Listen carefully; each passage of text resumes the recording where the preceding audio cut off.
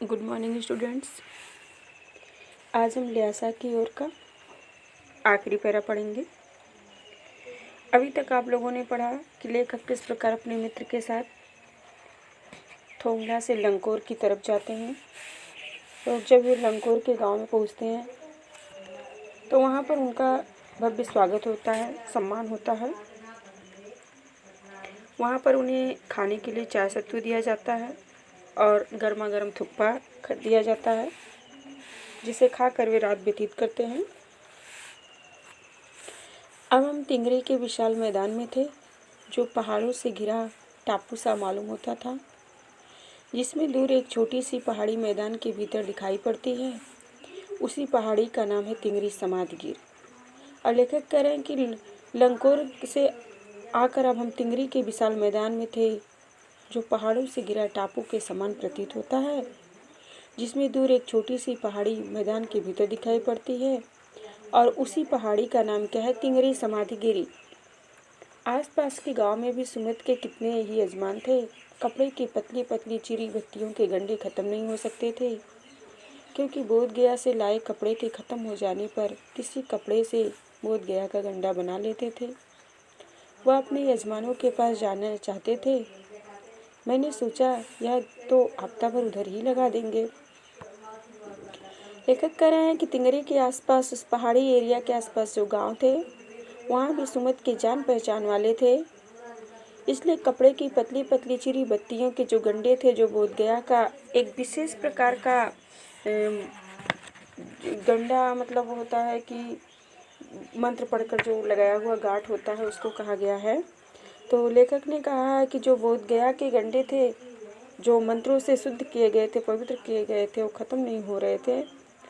और जब बोध गया से लाए गए कपड़े खत्म हो जाने पर किसी भी कपड़े से बोध गया का मंत्र पढ़कर, बौद्ध धर्म का मंत्र पढ़ करके गंडा बनाकर अपने यजमानों के दे देते थे।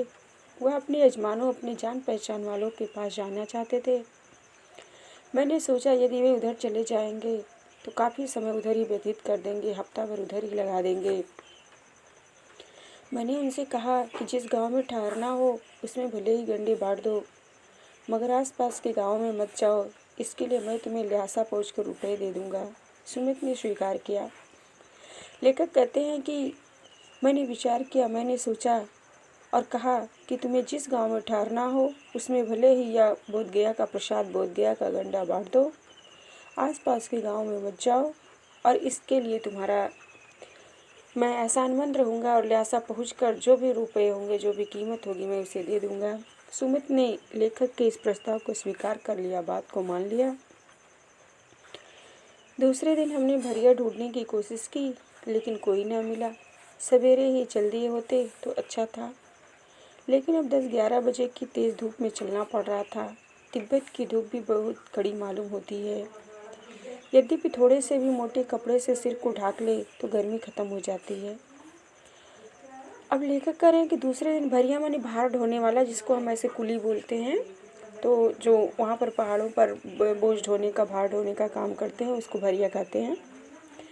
भरिया यानी भारवाहक ढूंढने की कोशिश की, किंतु कोई नहीं मिला। हम मन में विचार करने लगे कि यदि हम प्रातःकाल सवेरे चले होते तो 10-11 बजे तक आराम से पहुँच गए होते। तिब्बत की धूप बहुत कड़ी होती है, फिर भी मोटा सा कपड़ा सिर पर डाल लेने से जो धूप होती है, जो सूर्य की गर्मी होती है, वह कम लगती है, ख़त्म हो जाती है। आप 2 बजे सूरज की ओर मुंह करके चल रहे हैं, ललाट धूप से जल रहा है और पीछे का कंधा बर्फ हो रहा है। फिर हमने पीठ पर अपनी अपनी चीज़ें लादी, डंडा हाथ में लिया और चल पड़े। यद्यपि सुमित के परिचित तिंगरी में भी थे, लेकिन वह एक और यजमान से मिलना चाहते थे, इसलिए आदमी मिलने का बहाना कर शेखर विहार की ओर चलने के लिए कहा गया। अब लेखक कहते हैं कि 2 बजे सूरज की तरफ मुंह करके हम लोग चल रहे थे। सूरज की तीव्र धूप से हमारा मस्तक जलने लगा और पीछे की तरफ सूर्य का प्रकाश, सूर्य की धूप नहीं पड़ रही थी, इसलिए कंधा ठंडा हो रहा था, बर्फ हो रहा था। हमने पीठ पर अपने अपने सामान लादे, हाथ में डंडा लिया और चल पड़े। सुमित के जान पहचान के लोग तिंगरी में भी थे, किंतु वह अपने एक विशेष जान पहचान, विशेष यजमान से मिलना चाहते थे। इसलिए आदमी मिलने का, किसी से मिलने का बहाना करके शेखर बिहार की तरफ चल दिए। तिब्बत की जमीन बहुत अधिक छोटे बड़े जागीरदारों में बटी है। इन जागीरों का बहुत ज़्यादा हिस्सा मठों बिहारों के हाथ में है। अपनी अपनी जागीर में हर एक जागीरदार कुछ खेती खुद भी करता है, जिसके लिए मजदूर बेगार में मिल जाते हैं। खेती का इंतजाम देखने के लिए वहाँ कोई भिक्षु भेजा जाता है, जो जागीर के आदमियों के लिए राजा से कम नहीं होता।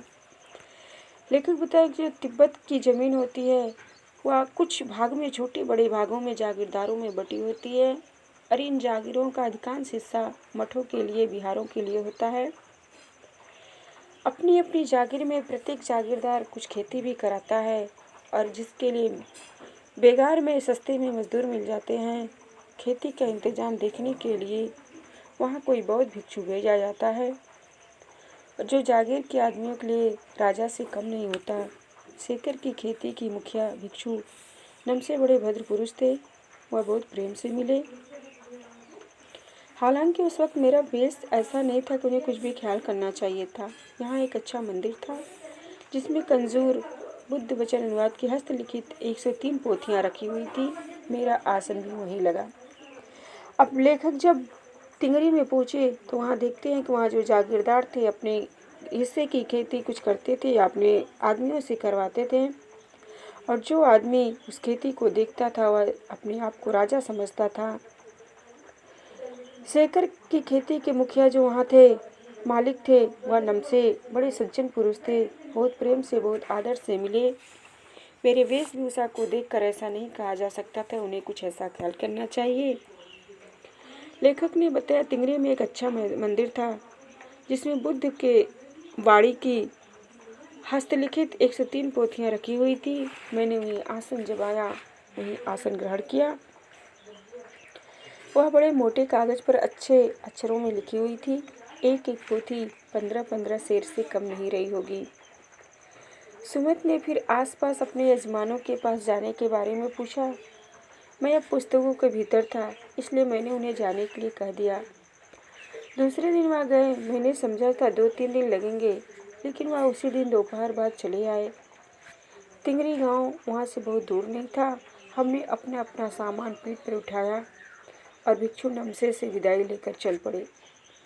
और लेखक कह रहे हैं कि जब मैं उस मंदिर में बैठा, उस मंदिर में आसन लगाया, तो वहाँ बौद्ध के मुंह से निकली हुई वाणी के मोटे मोटे ग्रंथ रखे थे। मोटे कागज पर अच्छे अक्षरों में लिखी हुई सुनहरी बातें थी, और जो एक एक ग्रंथ था, एक एक पोथी थी, 15-15 शेर से कम नहीं थी।